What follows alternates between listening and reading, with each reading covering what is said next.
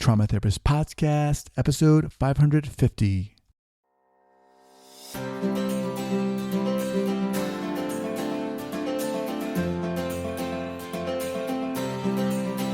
All right, welcome back to the Trauma Therapist Podcast. My name is Guy McPherson. My mission is to raise the awareness of trauma and to support and inspire new trauma therapists just starting out on the trauma-informed journey.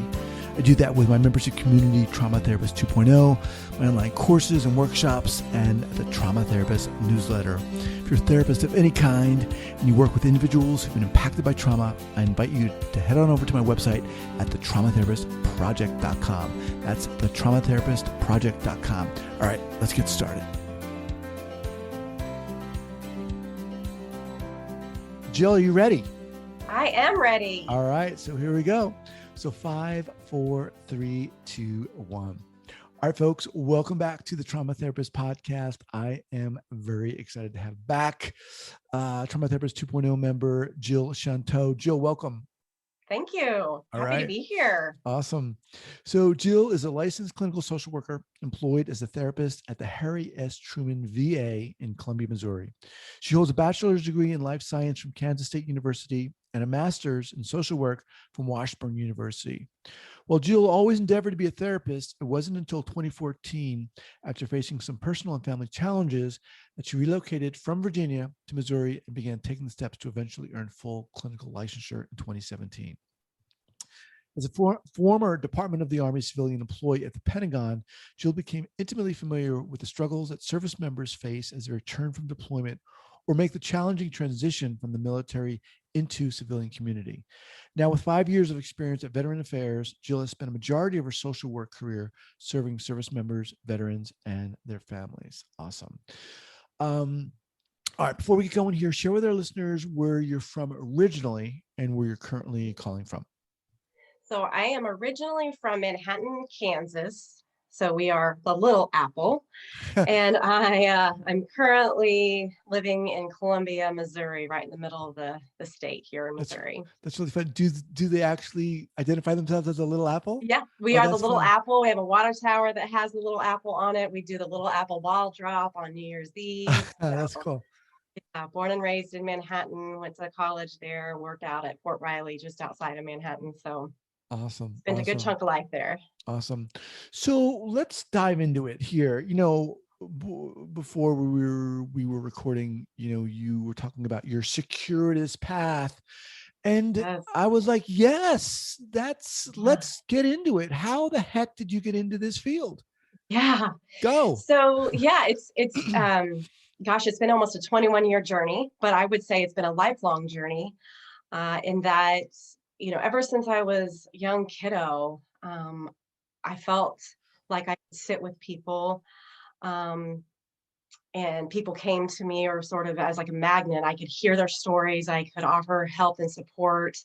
I have memories from like a 5th grade best friend coming to me to a 8th grade friend. And so all through middle school, high school, I had this ability to sort of sit with people. And my mother's a nurse or was a nurse, and my dad's a psychologist. And so when I decided to go into college, I thought I wanted to be a physical therapist. I was all about, combining my love of athletics and my desire to want to help people.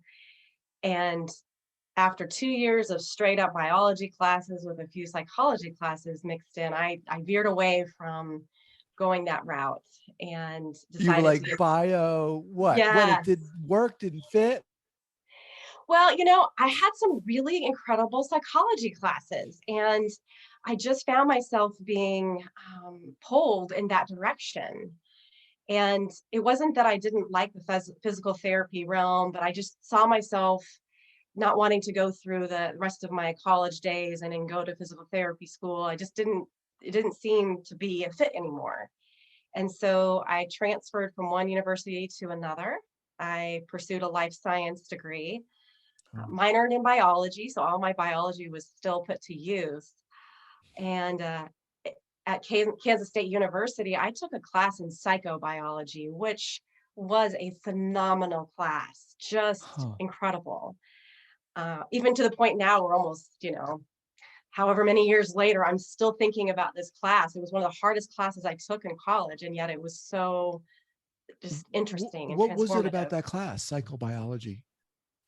I think it was just the interplay between the mind and body, Mm. and just, the psychology and biology, and the how everything kind of mixed in together. And the class itself was taught very well, and so it was obviously the teacher who um, really impressed upon me. He was actually a fellow friend of my father's at the time. My dad was a psychology professor there, and so I think it was yeah. I think I just was fascinated, and it was that combination of the biology roots that I had, Hmm. and then my sort of love for psychology. Strangely enough, though, a degree in life science didn't prepare me for a whole lot. In fact, I was working at a Bath and Body Works store at the time, and I was an assistant manager. And so when I graduated with that degree, I was helping people with buying lotions, and the self-care piece of that, and the customer service oriented piece of it. I learned through that job the value of open-ended questions. Hmm. And not just, can I help you, yes, no, but what brings you in, or who are you shopping for? But a few months after earning my degree, I decided, this isn't really what I want to do with the rest of my life. And so I put my name in the hat for a volunteer coordinator position at a domestic violence agency, a nonprofit agency in Manhattan, Kansas, and not thinking that I would probably land an interview, just because I hadn't really had a whole lot of experience in nonprofit sectors. And I landed the interview and got the job. Wow. And yeah, yeah. Now that's a pretty So heavy duty domestic violence shelter. I mean, yeah, that's heavy yeah, duty. yeah. It really was heavy duty. And what was so fascinating about that job there is that as a volunteer coordinator, not only did I get to work with volunteers who served for our agency, but then I was working alongside of these really incredible social workers who would walk alongside of people, in the midst of their struggle, and offer options, empower them to make their own choices. And when I saw these social workers doing their jobs, I was like, that's what I want to do. Oh. I want to be one of them. And so after a year of working at this agency, I applied for and got accepted to a graduate school for clinical social work in Washburn University, so in Topeka, Kansas, an hour from where I lived. And I pursued that clinical social work degree and worked full time, got my degree part time. And yeah, so I got my clinical license. But then, interestingly enough, from that point forward, the way my career worked is I got further and further away. I sort of fell into more administratively aligned positions. Uh-huh. So after I got my clinical license, I landed a position at Fort Riley working as a lead victim advocate. Well, how did that, if I may interrupt here, Yeah, how did that happen? How did you fall into more admin type jobs? yeah. So after I earned my clinical license, or my clinical degree in social work, I thought I was going to go after my clinical license. And what ended up happening is right around the time of 2005, the Department of the Army and the Department of Defense were ramping up their efforts to ensure that they offered increased victim services to individuals who'd gone through domestic violence and sexual assault. And so, having had 5 years in the nonprofit sector, I thought, well, I'll take my experience and I'll go work out at Fort Riley. So I did that for a few years. It technically wasn't a clinical license, but it was okay. It fit what I was wanting to do at that time. And then on or about 2007, the contractor that I worked for, they were restructuring, and they wanted somebody at their headquarters position in Falls Church, Virginia, to work for them who had worked in the field. And I had just gone through a divorce. I had lived in Kansas my entire life. So I was like, raise your hand emoji. I'll come out and work in Virginia. So I did. I moved across the country. And worked in that position for a little while, and I was a training specialist. Mm-hmm. So 6 months into that job, another position opened up in my contractor position or my contractor agency, and I became a supervisor. And Wow. I was supervising folks in the field. So I was taking my firsthand knowledge of doing the work, and now I was supervising people. And I It did that feels very for organic, this it really was. process. At the time it was, right? At the time it was sort of just like one thing led to another, led to another. And I would say I kind of slid into these things. Like it wasn't that I was searching for them or that, I was unhappy with one job and one after another. It was just sort of happening. Mm-hmm. And then I think it was probably late 2007, I landed a position with the Department of the Army working as a transitional compensation program manager. So at the time I was working as a contractor, and I got this opportunity to apply for a government position. Again, taking my experience in the field at Fort Riley, and then again as a supervisor, and then being able to apply it for the Army as a civilian employee.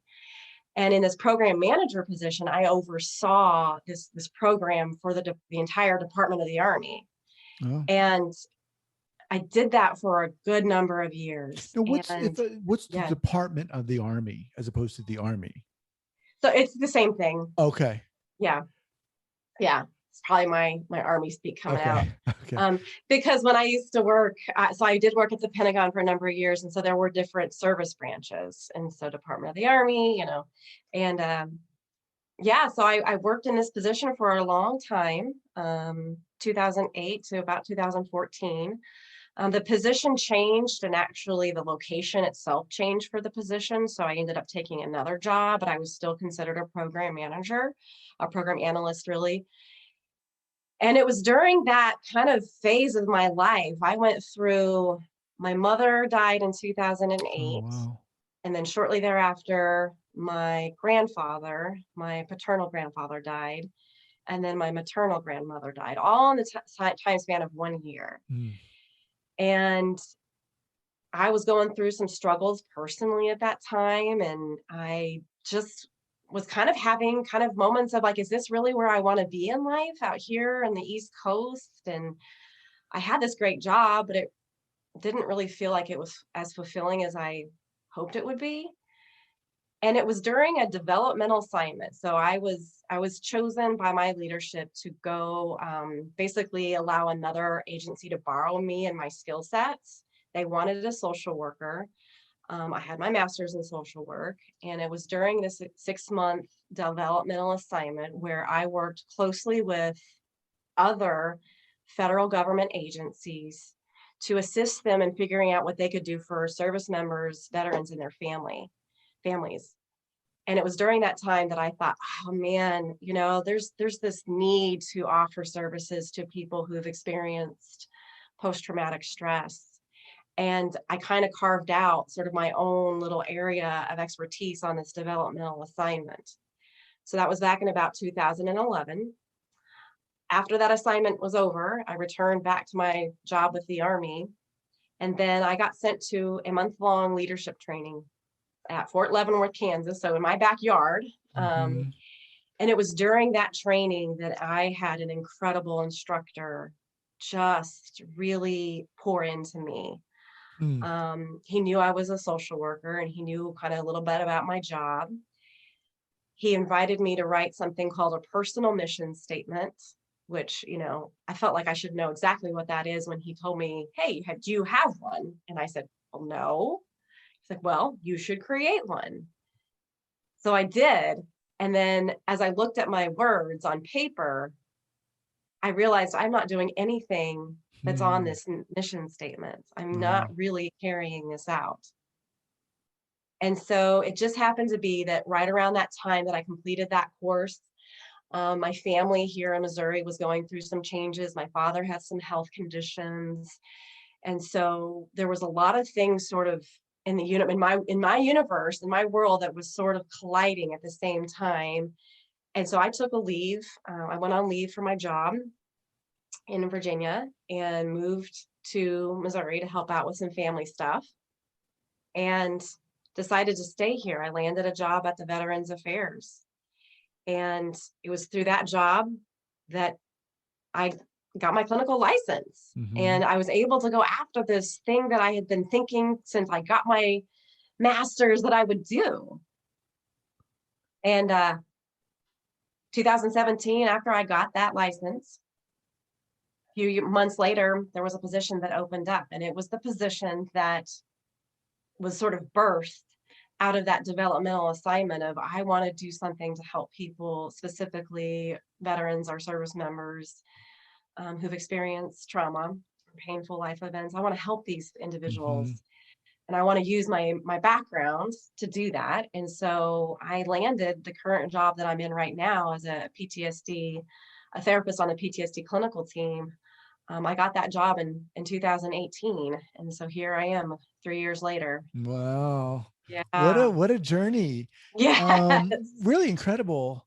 And really, I think cool to hear, because not everyone's journey is just, the straight trajectory from birth No, to therapist. no. Um, but so you currently are a civilian. So Is yeah, that now, yeah, I'm a civilian. I've always been a civilian, and I okay? worked for the Army as a civilian. Yeah. Okay. So my mother was in the military. She was in the Navy, and her father was in the Navy. So I've got that in my lineage. I don't have anybody currently serving though in my Okay. family. So, and you currently see active duty or I non-active see duty? veterans. You see veterans. Okay. Hence the Yeah. VA. Okay. Right. Now let me ask you this. Was there any hesitation, trepidation, fear about being a civilian working with veterans? Yes. Yeah.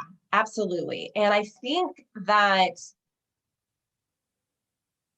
early on, when I first got the job at the VA, I was working with the VA supported housing program. And so I was working with veterans who were experiencing homelessness, who might have had other kind of mental health or behavioral health challenges.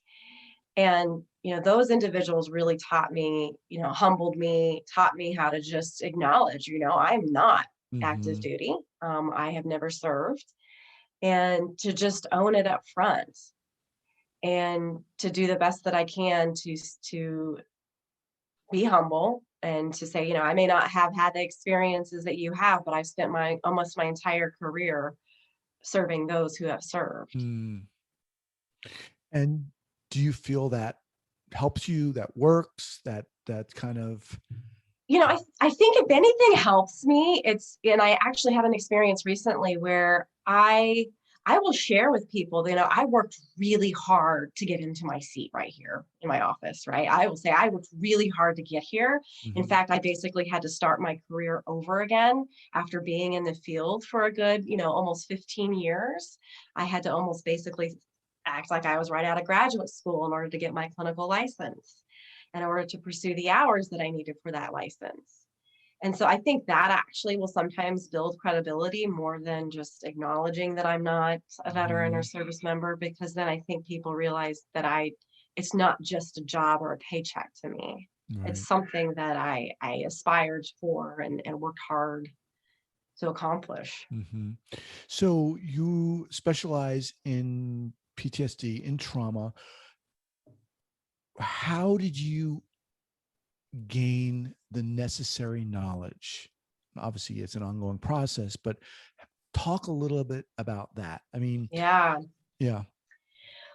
Well, so I think I gained the knowledge, first of all, from my own personal experiences of being in therapy myself, from all the different things I had gone through in life.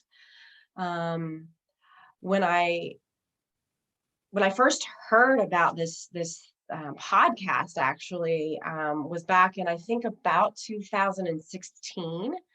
I had gone to on-site workshops there in Cumberland Furnace, Tennessee, and somebody had mentioned, what podcast do you listen to? And they mentioned this podcast. So I immediately, being like a sponge, Mhm. began listening to this podcast, right? And so This podcast, I think, and a lot of the book suggestions that your guests made along the way really, I think, set me up for when I did finally land this job, being able to know how to do it and to know like how to not get too sucked into the what therapy am I offering or what book do I need to read. And I think you kind of talk about that in your journey, Guy, Mhm. of how, early on, we all want to get behind some sort of manual, right? And we forget, wait a minute. And this goes back to like my original like elementary school days. People just want other people to sit with them. Right. And I really got caught up in that. In fact, that was almost when I landed this job, I really struggled with like imposter syndrome. Like, I don't know what I'm doing. Immediately after earning or landing this job, I took a training with the VA on prolonged exposure. And, I didn't know a whole lot about this therapy. And from listening to podcasts and reading books, I was kind of, on edge about it and not real sure about how I felt about somebody, retelling their story over and over again. And then when I actually had people who did this therapy, and I saw firsthand the changes it made, I became a believer in it. Mhm. Um, Fast forward, I now, in the 3 years that I've been in this job, I actually am certified um, as an EMDR, eye movement desensitization and reprocessing therapist with the EMDR International Association. I just earned that certification. Oh, congrats. Thanks. Yeah. And Nice. then I also got trained with the VA's program in cognitive processing therapy. So, from the standpoint of the VA, I currently offer all 3 evidence-based treatments. Mhm. But boy, those early days of being in my job, they were rough because I just thought, I don't know what I'm doing. And I don't know if all the things I thought I knew how to do if I can actually do them. Mhm. So it That's was, it really, was a good journey. yeah, that's pretty awesome. One of the things that I heard from you is, you know, and I guess one of the things I really appreciate that you said is, you had heard the word on the street about prolonged exposure, but you had your own experience with it, Hmm. and you were able to, I guess, honor that. And I think that's really important, because I think there are so many different modalities and treatment modalities out there. It's very easy to think, oh, everyone's doing this one, or I need to do that one. And, I think a lot of what we talk about on this podcast is finding the one or the ones that speak to you, that you resonate with. Hmm. And certainly that's Absolutely. your, And yeah, I think part of it too is, walking alongside of people in those early days. And, one of the things that we do where I work is we talk about all 3 therapies and we talk about this whole shared decision making model and trying to figure out, well, what are the current symptoms that are bothering somebody and how does that align with the treatments that are currently available. The team that I work on, we're considered a specialty team. And so oftentimes we will get referrals Mhm. from other providers who feel like somebody would benefit from an evidence-based therapy. And so folks come to us knowing that they're going to do some sort of trauma-based treatment. They just don't maybe know which one. Mhm. Sometimes we don't even know when they come Right, to us, right, right. right? Are you So, seeing yeah, mostly men? I would say it's probably 60-40, maybe 70-30 men. Okay. I see women, quite a few, but a majority men, yeah. Yeah. So you know, working with veterans is such a, it's a specialization in and of itself, right? Absolutely. There are a lot of people listening to this who haven't worked with vets, don't work with vets, but yet I think could benefit from gaining a little more insight into what it's like. What does the audience need to hear? What do you want them to hear about what it's like to work with veterans? Good question, Guy. I think one of the biggest things I would say is at the end of the day, we're all humans, right? Like we're all humans. We all have experienced different events. I think the veterans that I feel like I have who I've been able to sort of break through the barrier, right, with them as far as the trust goes, are the ones that I just acknowledge in the room, when I share who I am and I share my background. If it's a concern for them that I'm not a military person, I just bring it into the room. I don't Mhm. ignore it. I don't try to gloss over it. And I think that earns their, I think, I don't know, I'd have to ask them, but I feel like that earns respect in that sense because it allows for us to be able to have an open dialogue about it. Mhm. I also think that when I first landed my job at the VA, I would say, no, I've not worked with veterans before, but I've spent almost 15 years working with active duty service members and their families or on their behalf. And so I think just being really open and honest about where your experience is or where your background is and being able to have a conversation about if there are concerns, what Mhm. they may be. Right. And I would say at the end of the day, most veterans have a belief that no civilian will understand them. And that may be true. Mhm. I also know that we as people know pain, right? Mhm. We know pain, we know adverse life experiences. And so that's, the part where I try to spend, my efforts on is sitting with that.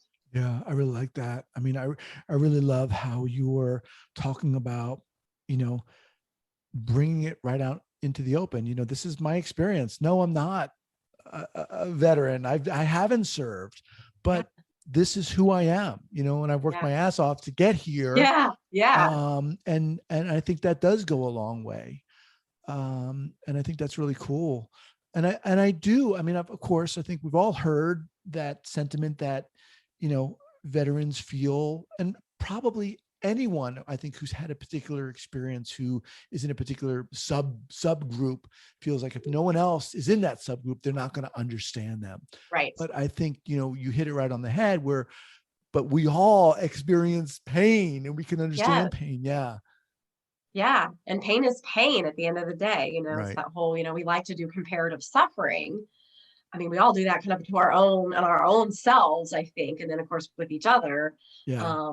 But yeah, pain I is like pain. that. Yeah, it sounds like you're trying to find and honor that common humanity, Yes. Yes. that's so crucial, that's there in the room, in a sense. Um, so what? Let me. Okay, so you talked about from the get-go. Yes. You had an affinity for being with people, for hearing them in their pain, in a sense. What is it now, Jill, do you feel, that allows you to sit with people's pain? I mean, because and PTSD that veterans have been experienced can be really hardcore. Yeah. So talk to us a little bit about what you feel that it is about you that allows you to sit there and hold that space for them. I love that question in part because as I've sort of sat with the, what is that? What is that about me? I look back at sort of my entire like career trajectory and I think, part of what I really like about my job is demystifying this thing that we call post-traumatic stress. And, I think that, much of what I do in the early days of meeting with somebody is trying to help them understand, that what they're going through is a normal reaction to an abnormal situation. And so as I look back at my lifespan, I think, all the years in psychology and all of my years of biology helped set me up to be able to explain to people how their Mm. brains function normally. And then how do your brains function when you've gone through events and right, the military, you can only get trained in so many different things before you get to a deployed situation. There's certain things that you just cannot be trained for, or events that you're not trained to see or respond to. And so I think when I work with people now, I think part of what I really like doing and what I see aha moments is when I'm able to say to help veterans understand, like, this is your brain responding to what happened to you in the past. And we can help you here in the present Mhm. be able to interact with that stuff differently. We can't erase it, but when we understand about the brain and what we understand about how the body and the brain work together can help you interact differently in the present day experience. And so I feel like I feed off of that because, like, for me personally, understanding that in my own experiences in life was just huge, Mhm. and it very de-shaming, and it just, sort of peeled away the layers that I had kind of put around myself and sort of, as an outcast, or I'm, the things I've gone through, nobody will understand, or it's abnormal. And to learn, no, this is your brain and this is Right. your body responding to these painful experiences. And these are different options for how to interact differently. I love that. I love that. All right. So as we wind down here, I'm realizing a couple of things. Well, one, that we're winding down, but two, I got to have you back because I feel like there's a lot to talk about. But before we get to the go-to book recommendation, Yeah. for the people who are listening to this, who are like, you know what, I want to work with veterans, and it's not easy to work with veterans. What would you say? I mean, it's not easy to get a position where you are working with veterans. What would you say, or how would you advise people if they wanted to work with a veteran population? I think there are so many different ways that people can become knowledgeable about the veteran population or about active duty service members, families. I think, for example, I currently volunteer for an organization called Team Red, White, and Blue, and it's all about connecting civilians with the military population, regardless of their status, and creating social and physical opportunities. And so, that's a great way to walk alongside of people in normal everyday experiences. So I think anything anybody can Mm, do where they're exposed to or interacting with the military population, however, whatever stage of the career it may be, can be beneficial. I mean, obviously, the way my career went, like, I learned about military culture because I worked at a military installation. And so that was helpful for me, but for people who don't have that, I think right. anything you can do that helps you learn it, whether it's reading books or listening to podcasts or volunteering for organizations. Okay. Okay. All right. And how about finally a go-to book recommendation, whether trauma related or not? What do you have? So my go-to recommendations are going to be anything by Bruce Perry. Okay. I just think that, we are all once upon a time children, and no matter how great our parents did or didn't do, there's just things that we come out of our childhood with that stay with us. And, I feel like every book I've read, I'm reading his third book right now that he just came out with Oprah. And I just feel like it hits the nail on the head when it comes to, what happened or didn't happen to you as a child and how that shows up, how that past stuff shows up in the present. Right. Awesome. Bruce Perry. Awesome. One of my favorites. We'll have that listed up at the show notes page at the traumatherapistpodcast.com. And in terms of the best way to get in touch with you, if people are listening to this going, I want to talk to her, how do I get in touch with Yeah. her? Yeah, so that would be my work email address. So interestingly enough, there are two of us that work at the VA. So my email address is just jill.shanteau and the number 2 at va.gov. Awesome. All right, Jill. Awesome. Great having you on here. I really admire what you're doing. And I know a lot of people listening to this are going to get inspired by you sharing your story. So I just want to thank you for doing it. Yeah. Thank you very much for having me. All right. We'll be in touch. All right. Bye for now.